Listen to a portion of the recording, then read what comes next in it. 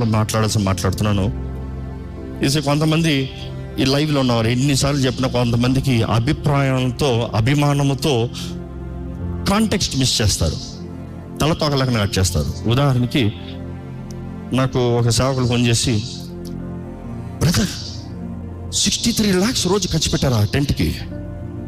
63 lakhs అంటే 3 రోజులకి ఎంత అయింది? నేను అన్నాను, ఎవరు చెప్పారు మీకు 63 lakhs పెట్టారని? కాదు, మీ క్లిప్ కట్ చేసేసారే 63 lakhs అని చెప్పారు. అవునా? ఏది పంపించారు నాకన్నా. చూసినప్పుడు బ్రదర్ అందులో 4 కటింగ్లు జరిగాయి చూసారా అన్న. నేను ఒరిజినల్ క్లిప్ పంపించేస్తానన్న, టైం లైన్ పెట్టి ఒరిజినల్ క్లిప్ పంపించా. ఒరిజినల్ ఓహో ఏంటి ఓహో 63 lakhs రోజుకి. కానీ దేవుడు మనకి 3 రోజులు కలిపి ఒక ఫ్రాక్షన్ ఆఫ్ ప్రైజ్కి ఇచ్చాడు అని చెప్పా. ఫ్రాక్షన్ ఆఫ్ ప్రైజ్ అనేది డీటెయిల్స్ కావాలా చెప్తా. 12 లక్షలకి ఇచ్చాడు. 63 lakhs ఇంటూ 3 days అంటే ఎంత? అదే 63 lakhs కలిపి నీకు ఎంతకి ఇచ్చాడు 3 రోజులకి? సింపుల్. నీకు అన్ని డీటెయిల్స్ కావాలంటే రా, అకౌంట్స్ పెడతాను, కూర్చొని చూసుకో. అన్నీ మనకు రిజిస్టర్స్ ఉంటాయి. ప్రభుత్వానికి ఎలాగో పెడతాం కదా. Because this church is properly accounted. Everything is every week accounts వెళ్తున్నట్టు. Every week we have CAs, we have accounting. ఈ డిపార్ట్మెంట్ క్లియర్గా వెళ్తుంది. ఎందుకంటే ఈ చర్చ్కి we have 12A, which means tax exemption. అంటే గవర్నమెంట్ వదలదు, స్కూట్నీ ఎక్కువ ఉంటుంది. ఇందుకు ట్యాక్స్ ఎగ్గొడతాం కదా, ఎగ్జెప్షన్ ఉంది మన ఇంటికి, సొసైటీకి. సో దాంట్లో చూసినప్పుడు నువ్వు డబ్బులు ఎక్కడ వాడేవు అనేది చూపించాలి, బిల్లులు పెట్టాలి. ఊరుకోడు, ఏ పేమెంట్ ఎక్కడికి వెళ్తే ఊరుకోడు. అదే సమయంలో వీ హ్యావ్ 80G. 80G అంటే ఏంటి?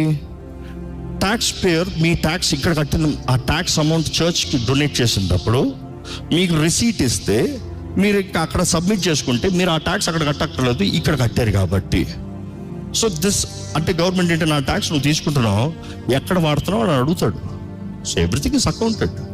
కానీ అన్ని లైవ్లో కూర్చొని అన్నీ వివరించాల్సిన అవసరం లేదు. నేను అదే అంటాను, నువ్వు వచ్చావా, నువ్వు చేసావా, నువ్వు చూసావా, నువ్వు ఇచ్చావా?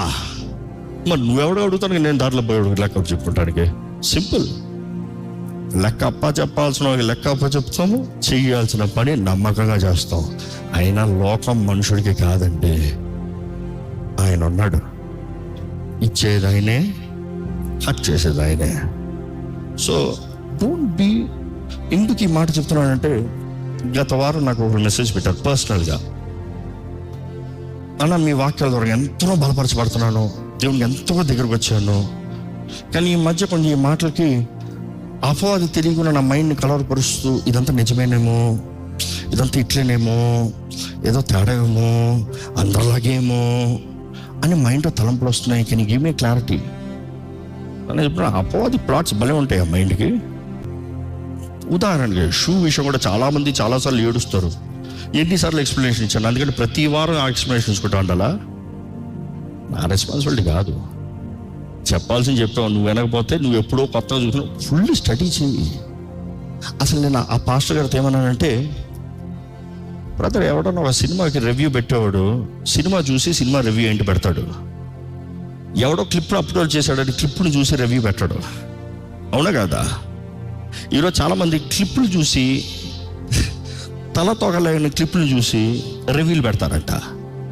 నేను అందుకని కూర్చొని 10.5 hours చూడండి, నెక్స్ట్ 10 hours చూడు, నెక్స్ట్ 8 hours చూడు, నెక్స్ట్ 6 hours చూడు. ఇవన్నీ చూసిన తర్వాత దెన్ కాల్ మీ బ్యాక్ అన్నా. He said, I'm so sorry. See, that is a plot of the enemy. కానీ ఒకటి మాత్రం చెప్తా, సృష్టి ఆపింది అంటే వాతావరణం మార్చింది, వానను ఆపింది, మనుషుల సాహస్యాల్ని కొట్టి చేసి రద్దు చేసింది. వాళ్ళు అన్నారు మన దాని తర్వాత పెట్టుకుంటున్నారు. మన దాని తర్వాత పెట్టుకుంటాను, 18th పెట్టుకుంటా అన్నది మనకు మంచిదైంది. ఎందుకు చెప్పండి? ఆ టెంట్లు అక్కడ ఉంచారు వాళ్ళు. కానీ వాళ్ళు ఈవెంట్ ముందే క్యాన్సిల్ అని చెప్పారు అనుకో, మనకు ఫుల్ డే ఉంటుంది అక్కడ. ఎండలో మేము కూర్చోబెడతామా? సింపుల్. కానీ 18th తర్వాత వారు ఈవెంట్ పెట్టారా? ఈ రోజు వరకు పెట్టలే.